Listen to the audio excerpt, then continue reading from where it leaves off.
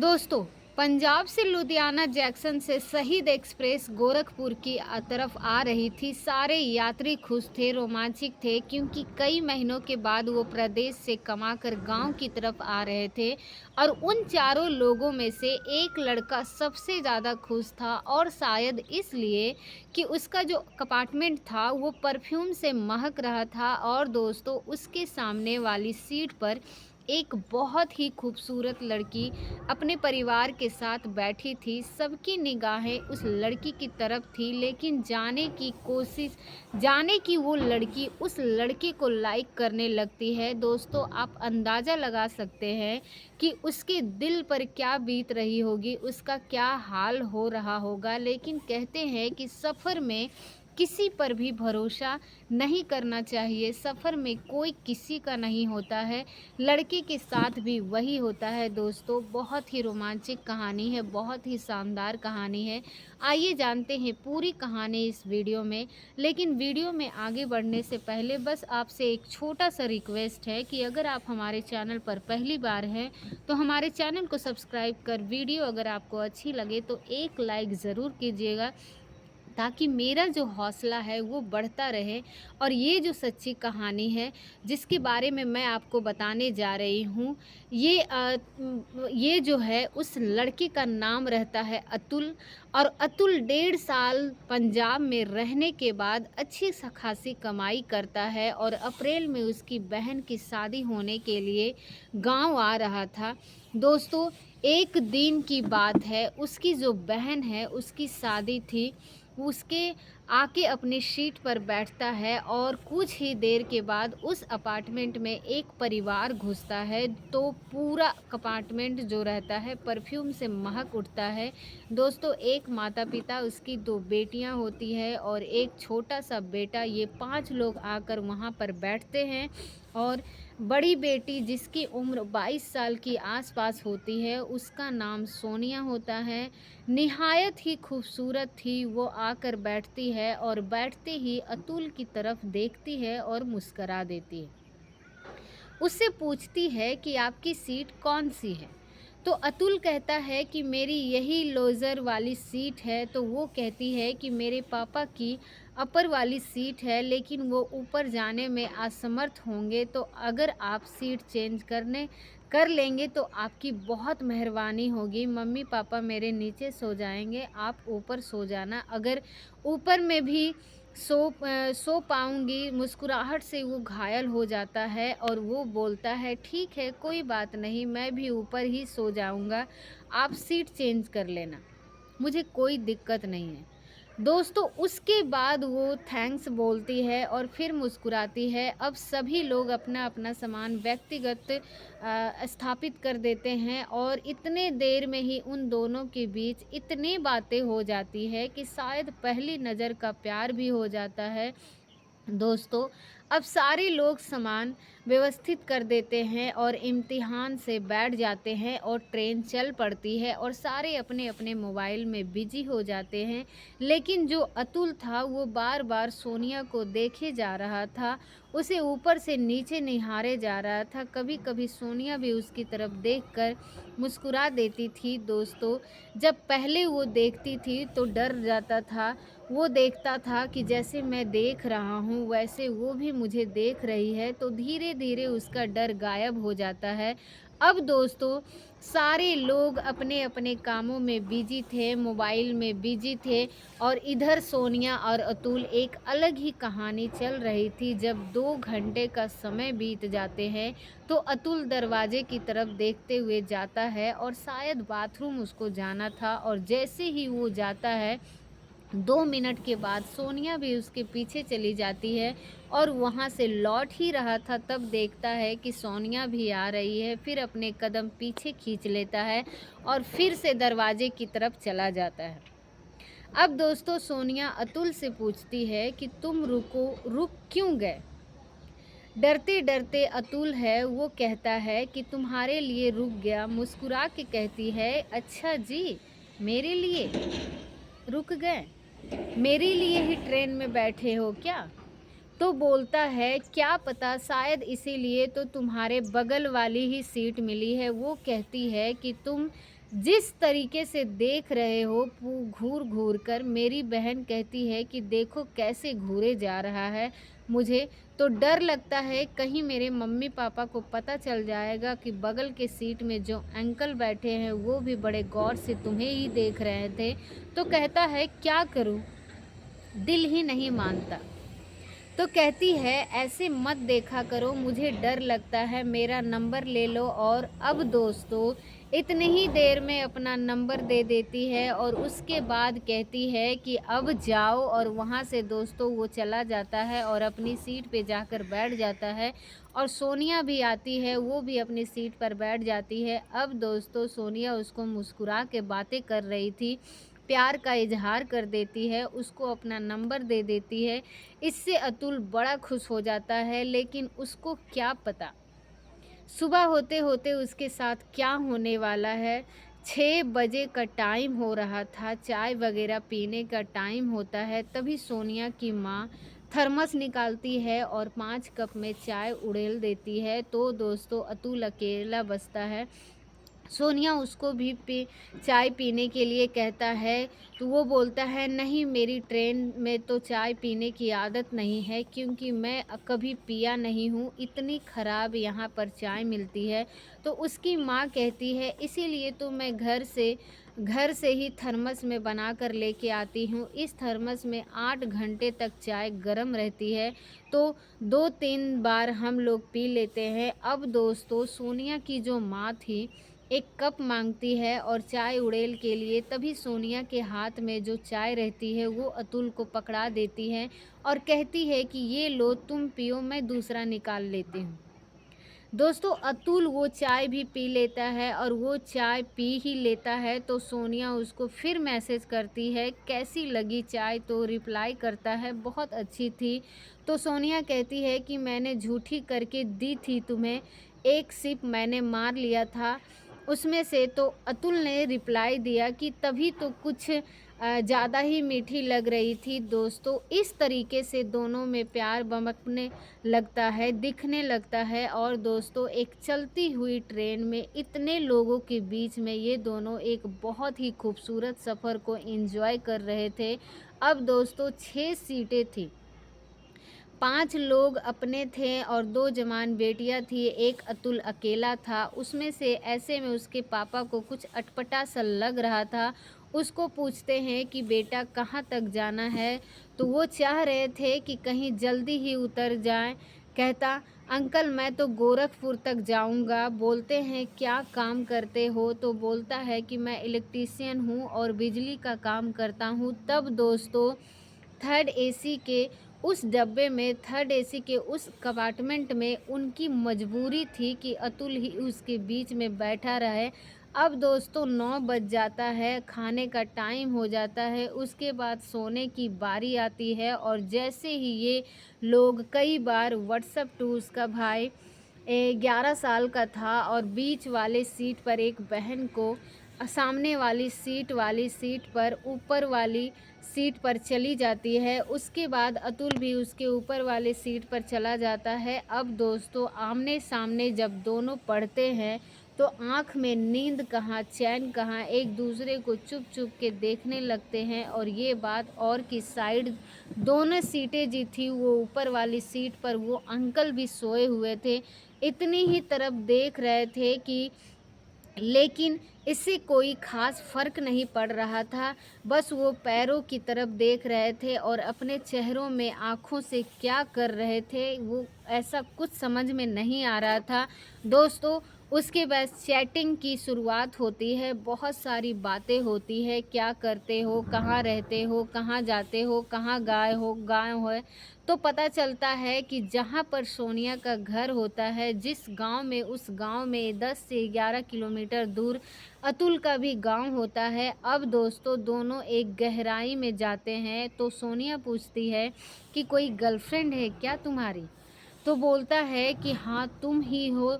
तो कहती है कि एक दिन का बॉयफ्रेंड बनकर मेरा क्या करोगे, तो बोलता है कि भले ही कुछ ना करें लेकिन ज़िंदगी भर याद तो रखूँगा तुम्हें। दोस्तों इस तरीके की बातें करने लगते हैं, उसके बाद एक दूसरे के घर का फ़ोटो भेजते हैं और एक दूसरे की पर्सनल फ़ोटो शेयर करते हैं और ऐसे-ऐसे बहुत सारी बातें करते-करते जब आधी रात बीत जाती है, सारे लोग सो जाते हैं, तो अतुल कहता है कि मेरी सीट पे आ जाओ। फिर वो कहती है कि पागल हो गए हो क्या? तुम्हारी सीट पे क्यों आ जाऊँ? और ये ट्रेन है, तुम्हें डर नहीं लग रहा है? तो कहता है कि नहीं, बिल्कुल नहीं लग रहा है, तुम आ जाओ, नहीं तो मैं तुम्हारी सीट पे आ जाऊँगा। वो उसको मना करती है, कहती है कि नहीं, नहीं ऐसा मत करो, कोई जाग जाएगा तो तुरंत समझ में आ जाएगा। एक सीट पर 2 लोग हैं और सामने वाली सीट पर देखो अंकल भले ही सो गए हैं, अगर उनकी आँख खुल जाएगी तो तुरंत पता चल जाएगा। फिर वो कहता है कि नहीं, मैं आ रहा हूँ। तो कहती है कि मैं नीचे चली जाऊँगी अगर तुम ज़िद करोगे तो। अब दोस्तों उसके बाद कहता है कि नहीं, नीचे मत जाओ, मैं नहीं आऊँगा, डरो मत। उसके बाद सोनिया कहती है कि चलो अब सो जाओ, ज़्यादा दिमाग ख़राब मत करो, गुड नाइट, और मैसेज कर देती है। उसके बाद वो सो जाती है और 2-4 बार मैसेज करता है, उसको जगाने की कोशिश करता है, लेकिन उसकी नींद आ रही थी तो सो जाती है और इधर ये भी सो जाता है। अब दोस्तों सुबह होती है, सारे लोग उठते हैं। अतुल ब्रश निकालने के लिए अपना बैग ढूँढता है, तो दोस्तों उसका बैग ही नहीं मिलता है, उसका बैग गायब हो चुका था। उसके चेहरे पर हवाइयाँ उड़ने लगती है, काटो तो उसको खून नहीं, इधर-उधर हड़बड़ी में सबका सामान निकलता है, अपना बैग ढूँढता है, लेकिन उसका बैग गायब हो चुका था। अब दोस्तों 2 ही दिन बाद उसकी बहन की शादी थी। अपनी बहन के लिए उसमें गहने ले रखे थे, मोबाइल ले रखा था, उसके अलावा दूल्हे के लिए उसमें चैन खरीद के रखी थी, अंगूठी खरीद के रखी थी, 5 लाख से ज़्यादा उसमें गहने थे। कुल मिलाकर 5 से 6 लाख का सामान होता है। अब दोस्तों अब ये सारे लोग को पता चलता है, सबको विश्वास ही नहीं होता है, लेकिन जब वो रसीद निकालता है कि देखो मैं अभी ही परसों ही गहने के लिए, अपनी बहन के लिए, अपनी बहनोई के लिए, अब सारे लोग समझने लगते हैं कि तुम कितने लापरवाह हो, आदमी हो। कोई प्रदेश से गहने खरीद कर ले जाता है क्या? तो अतुल कहता है कि मैं एक ज्वेलर के यहाँ बिजली का काम कर रहा था, उन्होंने मुझे बहुत अच्छे रेट में दिए थे, इसीलिए मैं लेके आया था, वरना मुझे यहाँ लेने की क्या ज़रूरत थी? मुझे क्या पता ऐसा हो जाएगा। दोस्तों वो छटपटा रहा था, अब इतने लोगों के सामने वो फूट-फूट कर रोने लगा। लेकिन उसके आँखों में आँसू गिरने लगते हैं, जिसको देखकर लोगों को बहुत ज़्यादा तकलीफ़ हो रही थी। सोनिया को भी बहुत ज़्यादा दुःख हो रहा था, अपना दुःख जता नहीं सकता था। और अतुल के बाद किसी को सबसे ज़्यादा दुःख हो रहा था तो सोनिया को हो रहा था। अब लोग पूछते हैं कि तुम्हारे पास और पैसे नहीं हैं क्या?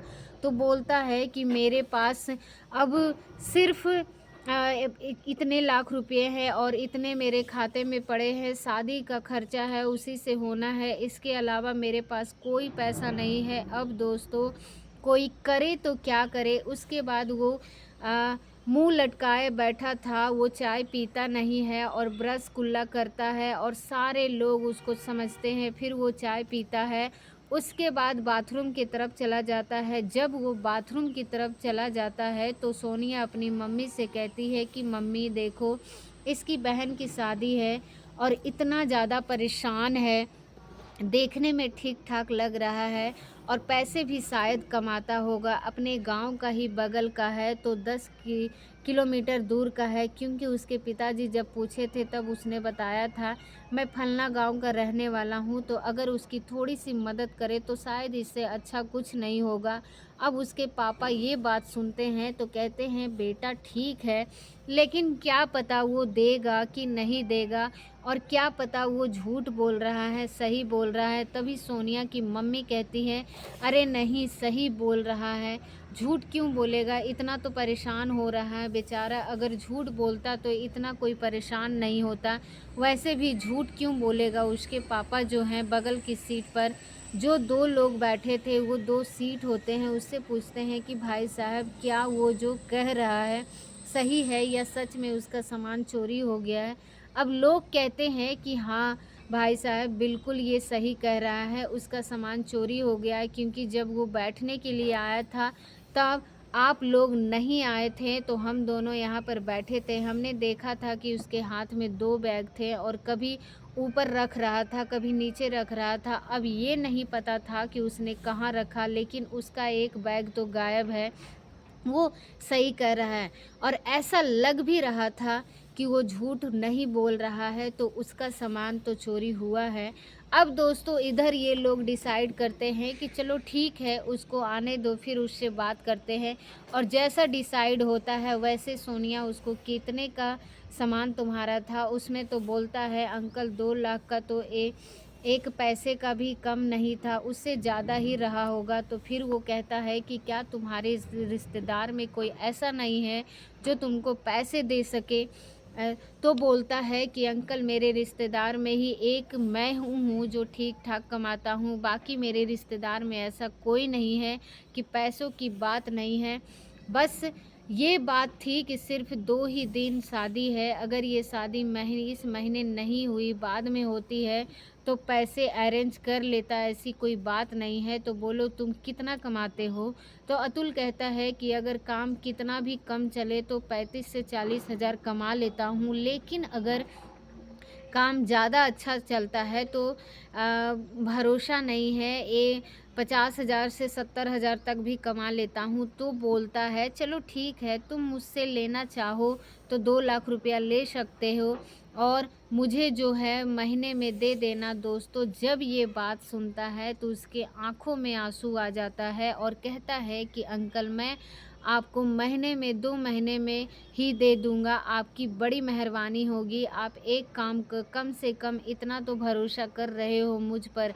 अब दोस्तों उसके बाद उसके खाते में 2 लाख रुपया ट्रांसफ़र कर देता है। उसके बाद उसको गोरखपुर में एक ऐसी ज्वेलरी की दुकान भी बता देता है जहाँ पर अच्छे भाव में उसको सामान मिल सकता है।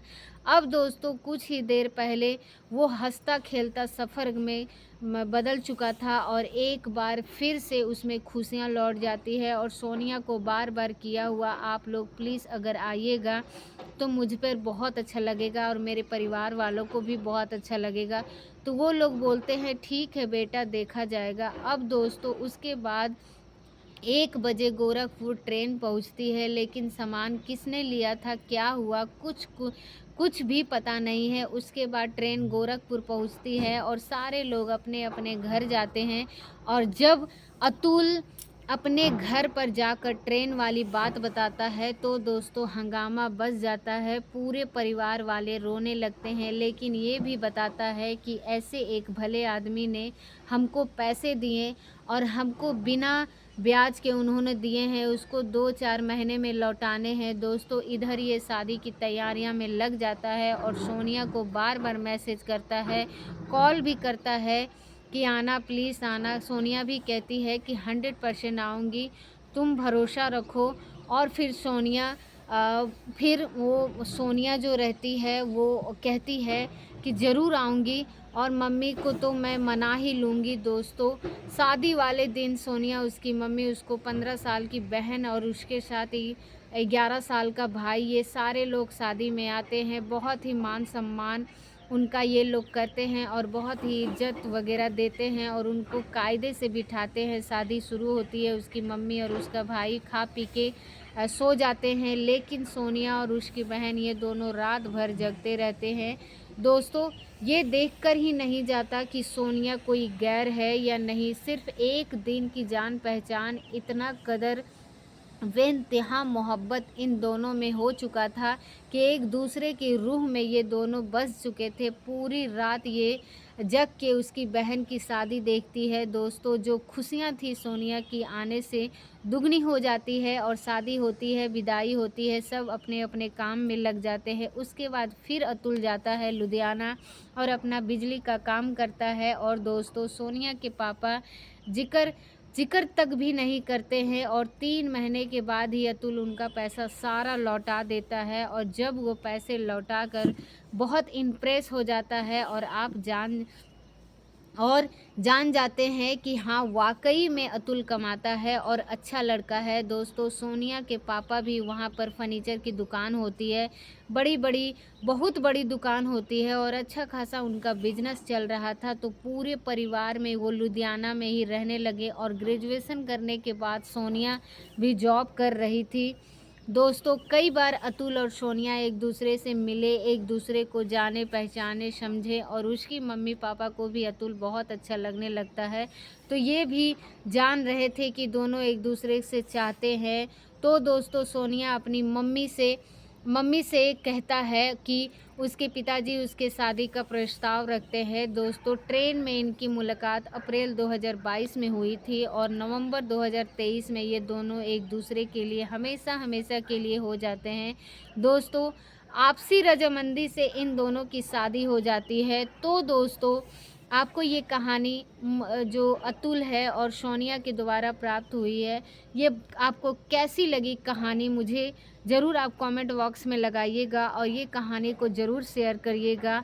और कैसी लगी, अगर आपको कहानी अच्छी लगी तो लाइक ज़रूर कर दीजिएगा।